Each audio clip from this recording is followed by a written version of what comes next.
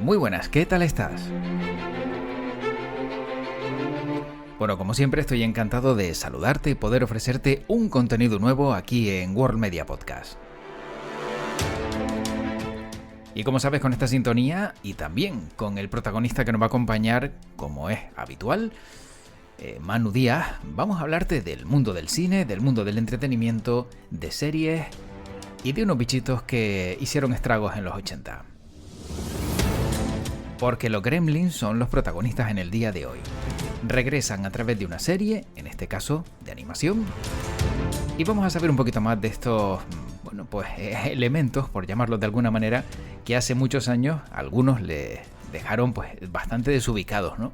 Supongo que si recuerdas la película Gremlins de los 80, pues sabes lo que hay detrás de lo que nos espera en esta nueva serie. Pero lo va a desvelar, como siempre, Manu Díaz en este podcast de World Media.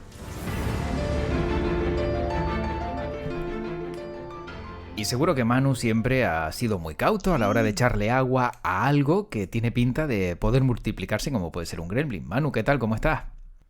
Hola, un saludo. Pues sí.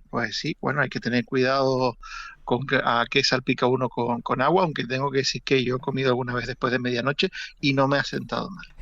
Bueno, de todas formas también tengo que decirte que si salen dos como tú, bien sería. Y bien bueno sería porque con tus conocimientos y demás lo que pasa es que, claro, luego saldría alguno malo. Entiendo, ¿no? Que es lo que pasaba con los gremlins. Claro, no, si me echas agua, entonces sí saldrían dos como yo, pero si me das de comer después de medianoche es cuando la cosa, entonces, pues bueno, no sé si es que yo soy Gizmo o salió un Spike. Bueno, sea como fuere, la verdad que los Gremlins de los 80, yo creo que fue una de esas películas que las que tuvimos oportunidad de verlo en su momento, no sé si yo no recuerdo nada parecido, ¿no? Historias de este tipo que de repente son tan originales que se te quedan y con el paso de los años, pues supongo que son difíciles de superar. Sí, bueno, en este caso es que Gremlins es uno de esos ejemplos de película que se viene a unir a una moda del cine de Hollywood que arranca a finales de los 70 y continúa, sobre todo a lo largo de la década de los 80, que bebe de la influencia pues de Star Wars.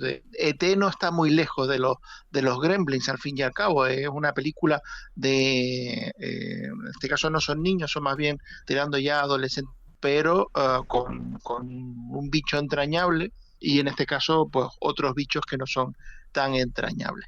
Eh, pero sí es verdad que viene a unirse a esa moda que surgió en esa época de cine fantástico familiar, pero donde se unían componentes de cine familiar, de comedia, pero también con elementos de terror. Porque la primera entrega de Gremlins era una película que se movía en un terreno movedizo, que en la década de los 80 pues digamos que era más permisiva en ese sentido, pero que por ejemplo a día de hoy una película como Gremlins no sería una película para toda la familia. Tendría que meterle tijera en alguna de las partes pues más inquietantes de la película para que realmente pudiera acceder a un público familiar. Eh, pero bueno, estamos hablando de 1984, recordemos el mismo año, de hecho se estrenaron el mismo día que se estrenó Los Cazafantasmas, que también era una Mm. película de corte fantástico, una comedia, pero donde las partes de terror pues daban canguelo. No era una cosita light, sino que la parte de los fantasmas pues también se la trabajaron para que dé terror al conjunto de la película. Pues con Gremlins pasaba algo similar. Una película de fantasía, con comedia, con elementos dirigidos así para un público de toda la familia. Además se desarrollaba en Navidad, pero digamos que dentro de ese conjunto también había algunas secuencias verdaderamente inquietantes. Desde tu punto de vista, Manu, ¿por qué se permitió que una película de este corte, que aunque pareciera que era una película familiar y que todo el mundo podía ver, tenía escenas que eran, vamos a decir así, difíciles para los niños, ¿no? Que no eran nada buenas y que en algunos casos, pues, hombre, Cazafantasmas, por ejemplo, hay algún momento en el que da un susto tremendo Y en Gremlins también hay alguna que resulta un poco desagradable. ¿Por qué se permitió algo así desde tu punto de vista? Los niños de los 80 estábamos hechos otra pasta. También es verdad. Es verdad. No, hombre, vamos a ver, es que es un periodo curioso porque eh, es el momento en el que eclosiona el cine familiar, el cine juvenil, porque no es que antes no existiera, pero antes en la industria de Hollywood el cine juvenil lo tomaba como digamos, un circuito muy minoritario y las películas que se hacían para, digamos, de cine familiar, de cine juvenil, eran películas más bien de escasos, presupuestos muy escasos, muy modestos, eh, pero es a raíz de eso, del éxito de películas como Star Wars, como E.T., que todo eso empieza a coger otro volumen, se empieza a ver que realmente ahí sí hay un público y que demanda un tipo de producto de calidad, ya con un buen presupuesto detrás, una superproducción, que sea entretenido, que sea divertido, pero que no sea, digamos, algo que enseguida se le vean todos los cables, todas las costuras, por ejemplo, a los efectos especiales, ¿no? Ujú. Eh, y bueno, si bien es cierto que había algunas cosas que se miraban con cierta preocupación, sobre todo por parte de los estudios a la hora de si la película podía ser o no una película para el público al que iba dirigida, eh, detrás, como decíamos, teníamos a la productora Amblin, que era la productora de Steven Spielberg, teníamos pues al propio Spielberg, teníamos a Kathleen Kennedy y teníamos a Frank Marshall, que era su equipo de productores, que cuidaban mucho también de que el director tuviera libertad para hacer la película que quería hacer. Ahí, curiosamente, uno de los elementos que fueron más problemáticos, que digamos generaron más discusión en la película, no es ninguna escena con los Gremlins, sino es la historia que cuenta el personaje que interpreta Phoebe Cates. Phoebe Cates, recordemos que es la novia del protagonista, eh, y es un personaje que continuamente, pues bueno, se ve muy reacio a celebrar la Navidad y cuenta una historia de una Navidad en casa en la que el padre se disfrazó de Papá Noel, quiso descender por la chimenea, se quedó ahí atascado y murió. Hmm. Eh, y lo descubrieron tiempo después. Entonces, y que por eso no celebra la Navidad.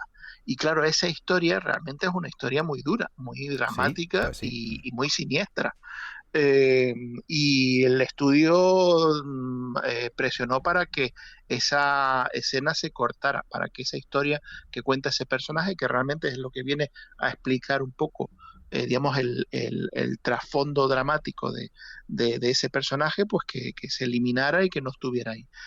Joe Dante, que es el director, la defendió a capa y espada, dijo que esa escena era un resumen de toda la película, porque era una escena tragicómica, dramática y aterradora al mismo tiempo, y que eso era lo que era la película, una combinación de elementos de comedia, de elementos emocionales, emotivos, pero también muy dramáticos, y que esa secuencia se tenía que quedar.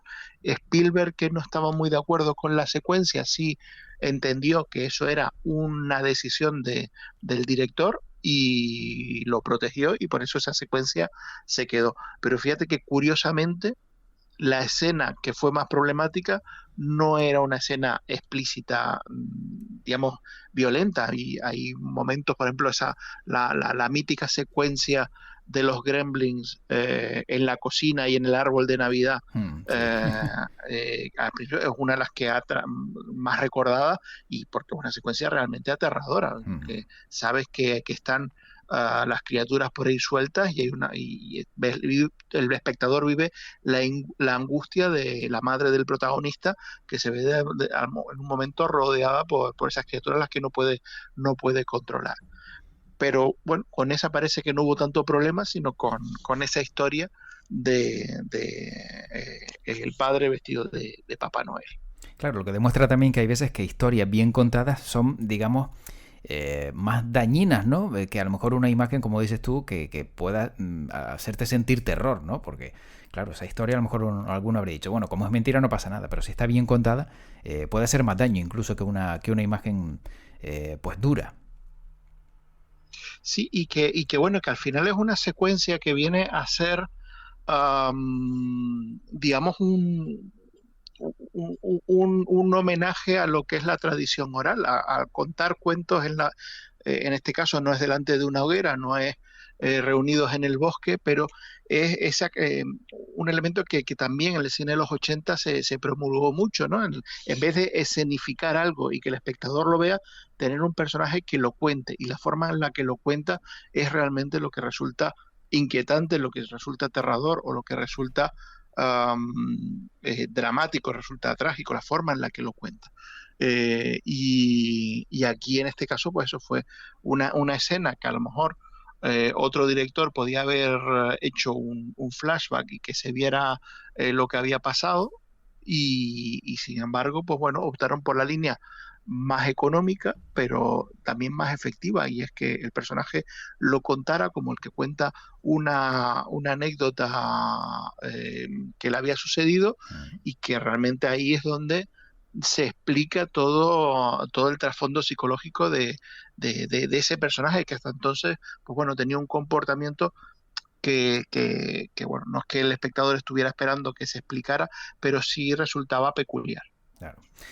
Bueno, Manu, y hablamos de Gremlins no porque vaya a haber una nueva entrega en la gran pantalla, ¿no? Sino porque vamos a encontrarnos una serie, y en este caso de animación.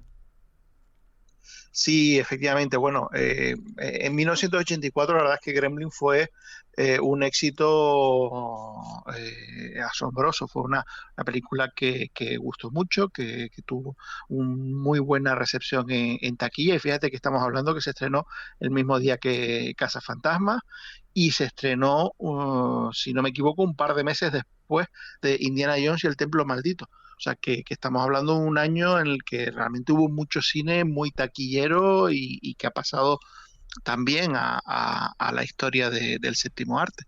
Eh, la película, evidentemente, cuando tienes un gran éxito en Hollywood enseguida, pues se busca la manera de hacer una segunda parte, y en este caso sí es verdad que sí la hubo, como una segunda entrega, Gremlins 2, la nueva generación, que se estrenó en 1990, es decir, 6 años más tarde, un periodo largo. Volvió a repetir el mismo equipo, o sea, volvía a dirigir Joe Dante, volvía a producir Spielberg, volvíamos a tener a Chris Columbus al guión, eran los mismos protagonistas, o sea, se repetía todo, lo único que se trasladaba la acción de un pequeño pueblo a la Gran Manzana, a Nueva York, en medio de un edificio comercial, pues digamos, lo más pujante en domótica y automatización. Y en este caso, pues bueno, es verdad que esta segunda parte, aunque muchos la reivindicamos porque es muy, muy divertida y es muy paródica y muy autoconsciente, no era en absoluto lo que la gente esperaba, porque la gente esperaba repetir lo que era la primera entrega, y esta película, pues la verdad es que va por otros derroteros. Y desde entonces, pues bueno, la saga se quedó ahí en el aire. A Joe Dante, su director, pues continuamente le preguntaban que para cuándo una tercera entrega de Gremlins, de los Gremlins. Sí, eso sí se sabe, que hubo diferentes intentos de desarrollar un proyecto, desarrollar un guión para una tercera entrega, pero ninguno fructificó. Uh -huh. Y a día de hoy, pues sigue siendo algo bueno, que no podemos descartar que en algún momento determinado surja una tercera entrega de Gremlins, aunque dudo mucho que Joe Dante se implicara ya a estas alturas en una tercera entrega, tendría que ser ya a manos de otro director. Claro. Pero dada la demanda del público, y dado que lo que es un poco las diferentes propuestas que habían surgido a modo de largometraje no funcionaban, pues al final el departamento de televisión de Warner, junto con el departamento de televisión de Amblin, que son los que mantienen los derechos de los Gremlins, contando con Steven Spielberg como productor, con Joe Dante también como productor, pues han desarrollado una serie de animación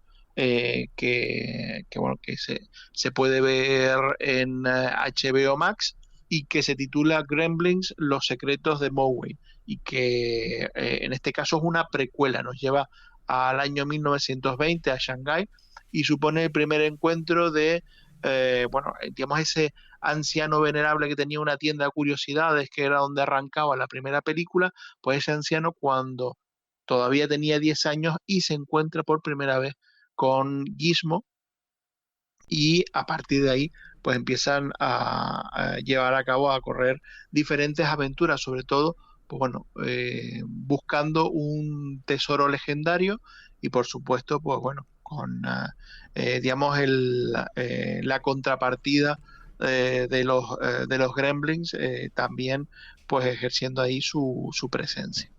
Lo que más me llama la atención, Manu, de todo esto es que solo hubiera 2 entregas y por último, ahora que estemos pues en un nuevo siglo, se saque digamos, una versión de animación pues con una precuela, pero que no se haya estirado más el chicle, que por regla general suele ser el caso, ¿no? De algo que funciona y que gusta, porque encima también el merchandising en su época funcionó muy bien, creo recordar, y no se haya sacado más.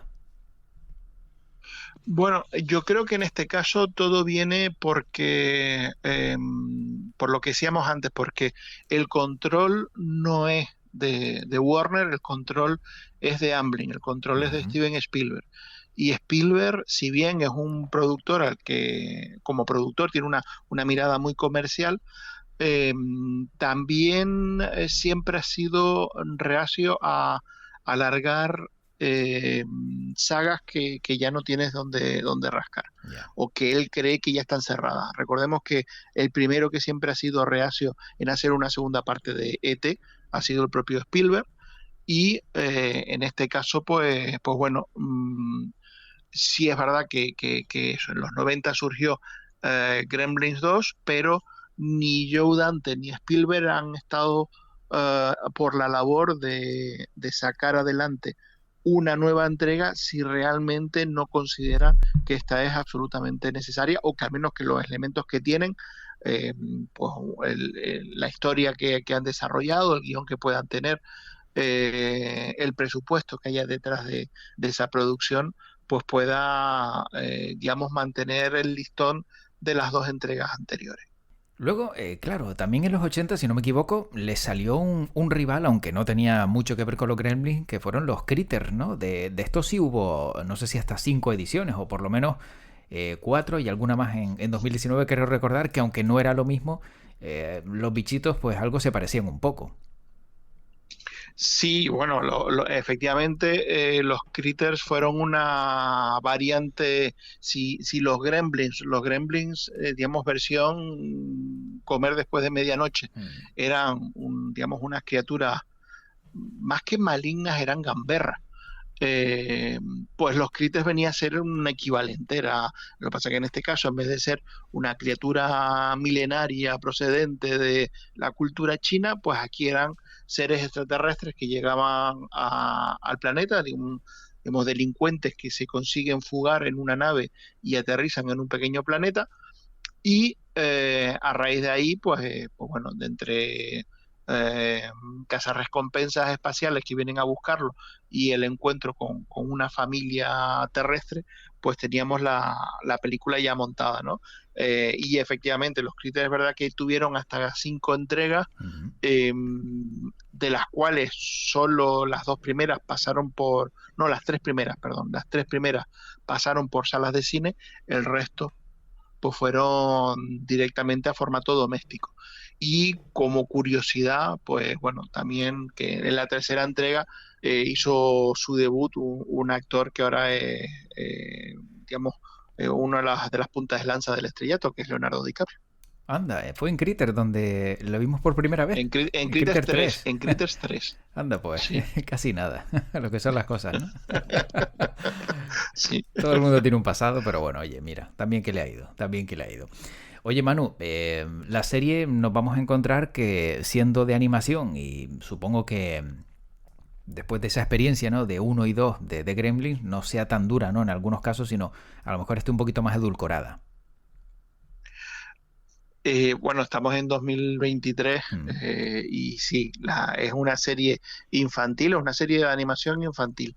Es verdad que, bueno, donde se nota que la serie tiene un poco más de presupuesto es en los actores que doblan a los personajes en su versión original, porque ahí, por ejemplo, tenemos a James Hong, que es uno de los actores chinos veteranos habituales en el cine de Hollywood, que lo vimos pues muy recientemente en Toda la Vez en todas partes.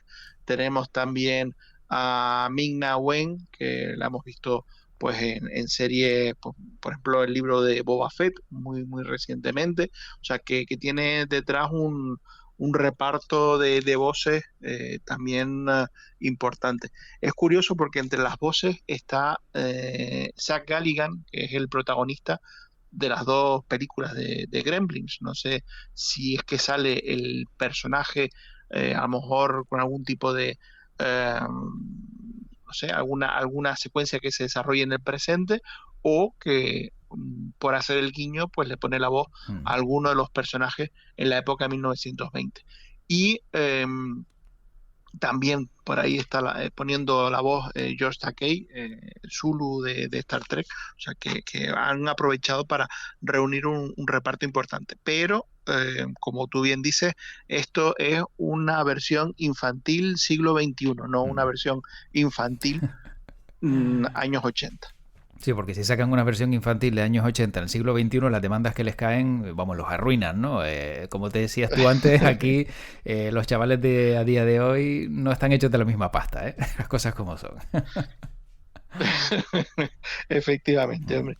Eh, yo imagino también que esta serie pues, puede servir de globo sonda. Si la serie funciona, puede suponer un impulso para que finalmente Gremlins 3 pueda tener Mm. luz verde.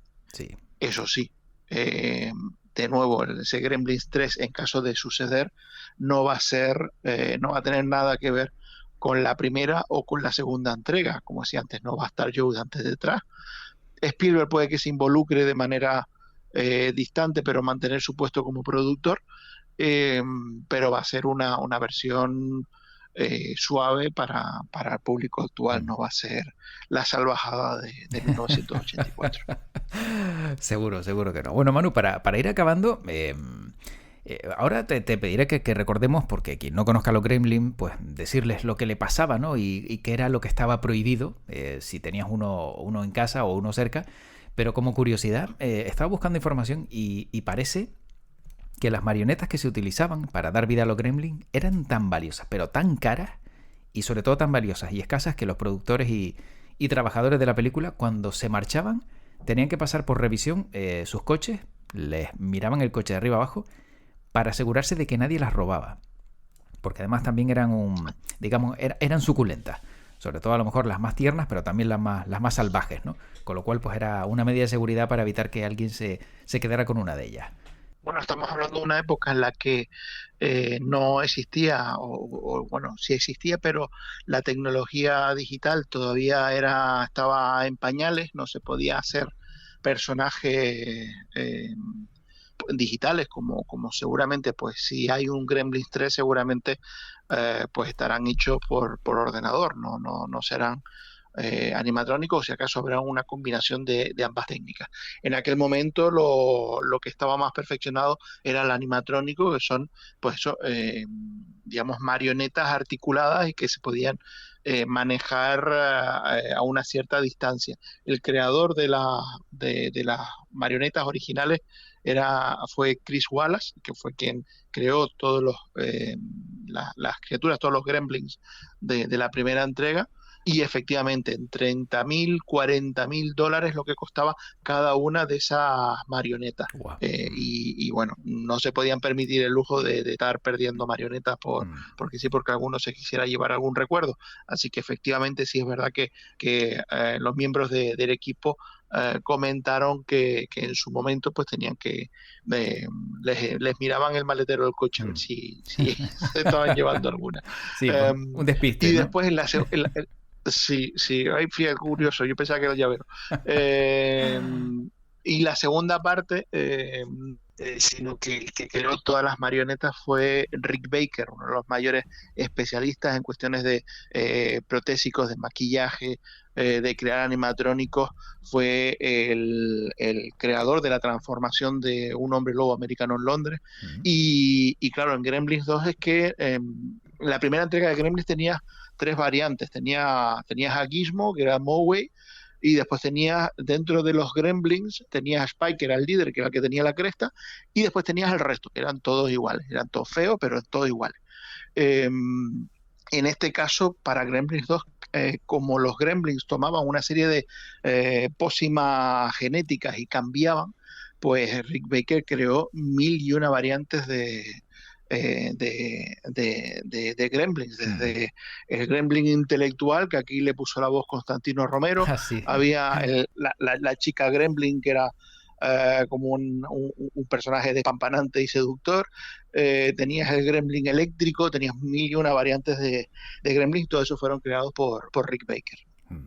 Bueno, Manu, como decía, para que un gremlin no sufra pues esa mutación, que no le caiga agua y que no coma después de medianoche. ¿Se me queda algo? Son tres reglas. Realmente para la mutación Eso. Es que no coma después de medianoche. Uh-huh. No se puede mojar, porque si se moja se reproduce, y no le puede dar la luz directa, y mucho menos la luz del sol. Vale, exacto. Faltaba la luz. Correcto.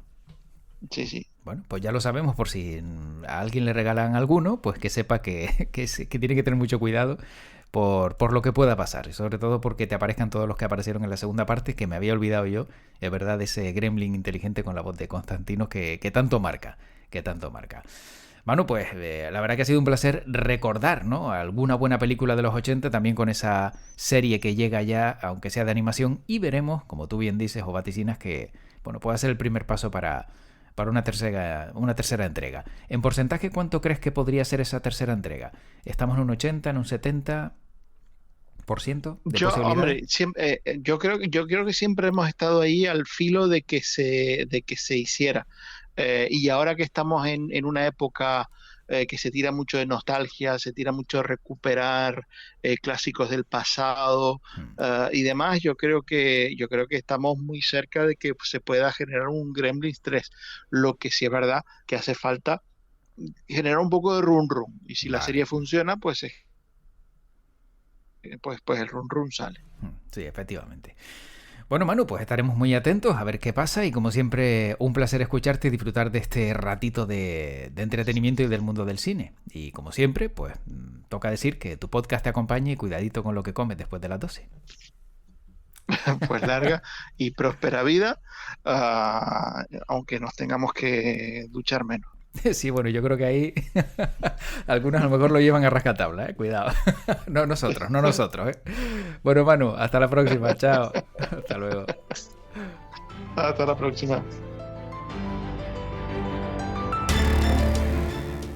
Y como has podido comprobar, ha sido pues uno de esos capítulos donde hemos hablado un poquito de todo, pero sobre todo de no solo de la serie que llega, de los Gremlins con esa nueva versión, sino también de lo que nos dejó aquella película tan mítica de los años 80. Como siempre, darte las gracias por esa compañía, por habernos acompañado tanto a Manu como a mí, José Luis Martín, en este recorrido por el mundo del cine en World Media. Y te espero en un siguiente capítulo, siempre con más historias que contarte y con más contenido. Espero que te guste todos los podcasts que tenemos para ti a continuación, y si no, también te recuerdo que tienes pues justo detrás de este muchísimos más. Casi 200 podcasts que tenemos ya publicados en World Media, así que te invito a escuchar todos y cada uno de ellos. Y como siempre te digo para acabar, que tu podcast te acompañe.